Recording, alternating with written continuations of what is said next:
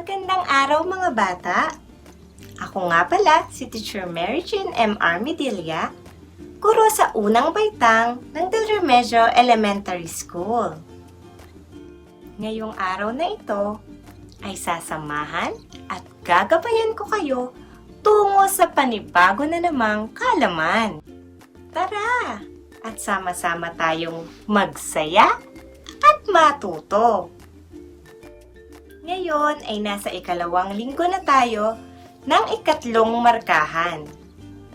Mga bata, ano ang paborito ninyong pagkain?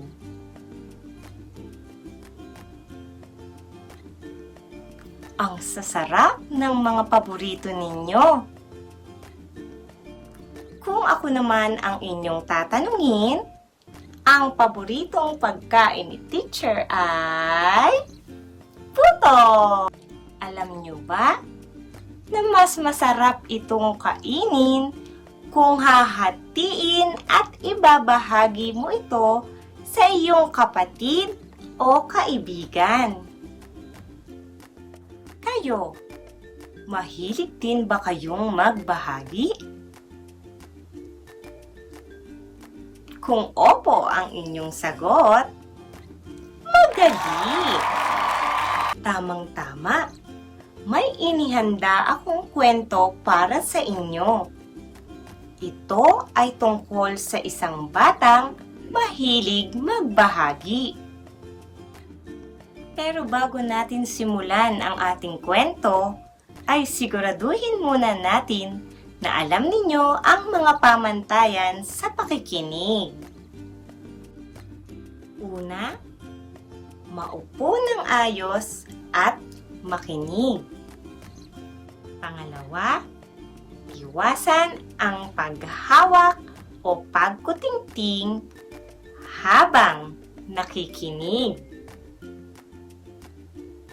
Pangatlo, ay iwasan ang pakikipag-usap. Pang-apat at higit sa lahat, unawaing mabuti ang mahahalagang bahagi ng kwentong napakinggan. Sa palagay ko ay handa na kayong makinig, kung kaya simulan na natin ang kwento.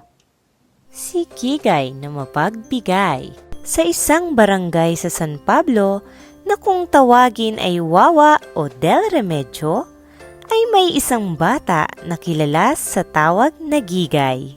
Siya ay mabait at matalinong mag-aral sa paaralan ng Del Remedyo. Isang araw, habang siya ay naglalakad patungong kantina, ay nakita niya ang kanyang kamag-aral na tila malungkot dahil wala itong baon.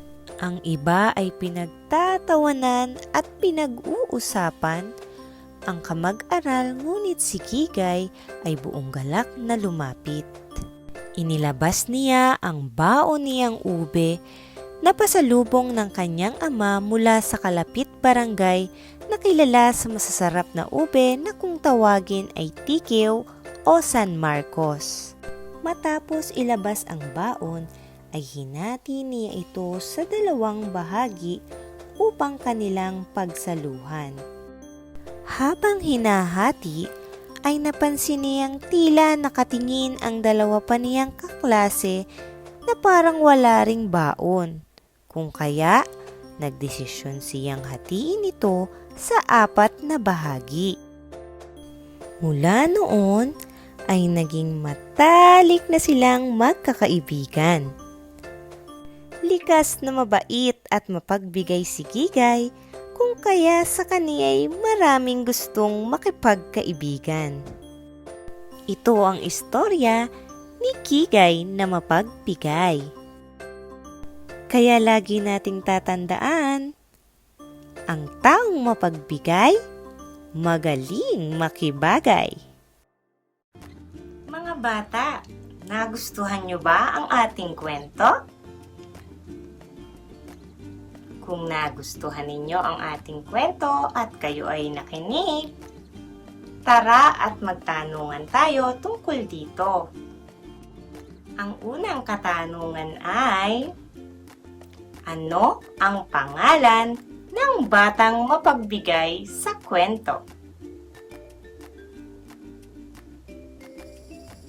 Kung Gigay ang iyong sagot, tama ang iyong kasagutan. Pangalawang katanungan, bakit malungkot ang kamag-aral ni Gigay?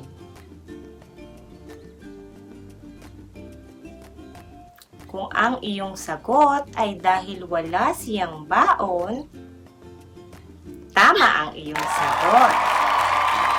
Pangatlo, ano ang ginawa ni Gigay sa baon niyang ube? Kung ang iyong sagot ay hinati niya ito para sa kanyang mga kamag-aral, tumpak! Pang-apat na katanungan, sa ilang bahagi hinati ni Gigay ang kanyang baong ube?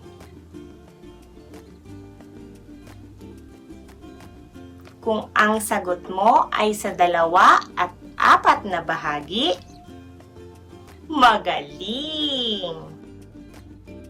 Panglima, anong magandang katangian ang ipinakita ni Gigay sa kwento? Kung ang sagot mo ay pagiging mapagbigay, napakagaling! Mga bata, sa kwento ay napag-usapan natin ang tungkol sa paghahati. Mayroon pa ba kayong nais malaman tungkol dito? Ngayon ay sama-sama nating sagutin at tuklasin ang mga gusto nyo pang malaman. Matatandaang sa kwento ay hinati ni Gigay ang kanyang baong ube sa 2 bahagi. Ang tawag sa bawat bahagi ay kalahati o 1/2 sa Ingles. Maaari itong isulat sa simbolong 1/2 na ang ibig sabihin ay ang isang buo ay hinati sa 2 bahagi. May iba't ibang paraan sa paghahati sa 2 bahagi. Mayroon ako ditong 3 uri ng hugis. Ang isa ay hugis buwan, hugis puso, at hugis diamante. Subukan nyo ngang hatiin sa 2 bahagi ang bawat hugis.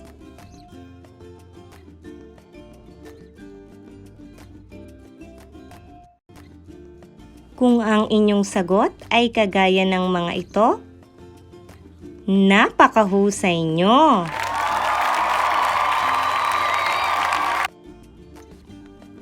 Subukin natin kung kaya na ninyong maghati sa 2 bahagi. Gawain 3. Hatiin sa kalahati sa 3 pamamaraan ang mga parisukat.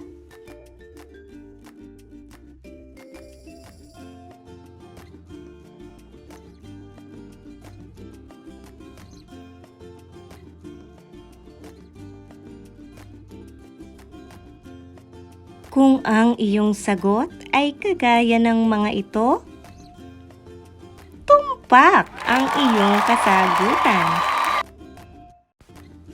Matatandaang ding hinati ni Gigay ang baon niyang ube sa 4 na bahagi. 1, 2, 3, 4. Ang paghahati sa 4 na bahagi ay tinatawag na sangkapat o 1/4. Maaari itong isulat sa simbolong 1/4 na ang ibig sabihin ay isang buo na hinati sa 4 na bahagi. Maaari ding hatiin sa 4 na bahagi ang iba't ibang hugis sa iba't ibang pamamaraan. Halimbawa ay ang mga parihabang ito. Maaari itong hatiin ng patayo, pakrus, pahiga, at patatsulok na mga linya. Subukin nating muli ang inyo namang mga natutunan patungkol sa sangkapat o 1/4.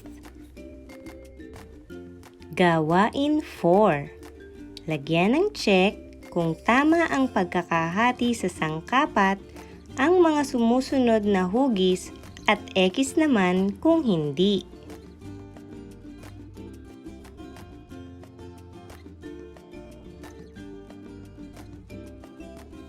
Ngayon naman ay suriin natin ang inyong mga kasagutan.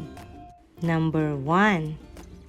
Isa sa bahagi ng parihaba ang may kulay asul kung kaya ito ay check. Number 2. Isa sa 4 na bahagi ng parisukat ang kulay rosas kung kaya ito ay check. Number 3. Ang buong bahagi ng parihaba ay may kulay kung kaya ito ay X. At number 4, sa dalawang bahagi lamang hinati ang bilog kung kaya ito ay X. Kung pareho ang ating mga kasagutan, palakpakan nyo ang inyong sarili. Ngayon ay dumako naman tayo sa pangkatang gawain. Tandaan na upang mataas ang inyong makuhang marka sa pangkatang gawain, ay dapat magtulong-tulong o ang bawat isa ay may iambag sa gawain. Simulan na natin ang pangkatang gawain. Ang gagawin nyo lamang ay sundin ang panuto sa ipapadala kong link ng Google Docs. Matapos i-click o buksan ang link ng Google Docs, hanapin ang nakagawianan ninyong pangkat. Sunod naman ay basahing mabuti at unawain ang panuto sa bawat pangkat. Panuto para sa pangkat 1, hatiin sa kalahati o 1/2 ang mga hugis sa link ng Google Docs na aking ipinadala. Para naman sa panuto ng pangkat 2, hatiin sa sangkapat o 4 na bahagi ang mga hugis na nasa link ng Google Docs. Para naman sa pangkat 3, gumuhit ng mga hugis na nagpapakita ng kalahati at sangkapat. Ilagay ito sa tama nitong hanay. Sakaling may tanong para sa ating pangkatang gawain, ay maaari kayong sumangguni o mag-chat sa ating GC o group chat. At paalala, binibigyan ko lamang ng tigli 5 minuto ang bawat pangkat para magsagot. Maaari nang magsimula in 3, 2, 1, go! Tandaan mga bata, ang paghahati ng isang buo sa kalahati at sangkapat ay dapat laging pantay at magkasukat. Dumako naman tayo sa gawain 5. Sagutan ang link ng quizzes na ipapasa ko sa ating group chat. Huwag kalimutang i-screenshot ang iyong nakuhang score. At para naman sa ating pangwakas na gawain, gumawa ng vlog na nagpapakita ng paghahati sa kalahati at sangkapat. Humingi ng tulong sa nanay o nakakatanda. At para naman sa takdang aralin, number 1, kung ikaw ay may buko pie at gusto mo itong ibahagi sa iyong 3 kaibigan, paano mo ito hahatiin? Iguhit ang iyong sagot. Number 2, kung ikaw ay may monay, paano mo ito hahatiin sa 2 bahagi upang maibahagi mo ito sa iyong kapatid? I-video ang iyong sagot. Mga bata, nawa ay marami kayong natutunan sa ating aralin ngayong araw. Huwag niyong kalilimutang gamitin ito sa inyong pang-araw-araw na buhay. Sana ay lagi niyo ring ugaliin ang pagiging mapagbigay. Dahil sabi nga ni Kigay, ang batang mapagbigay, magaling makibagay. Salamat sa pakikinig mga bata. Paalam!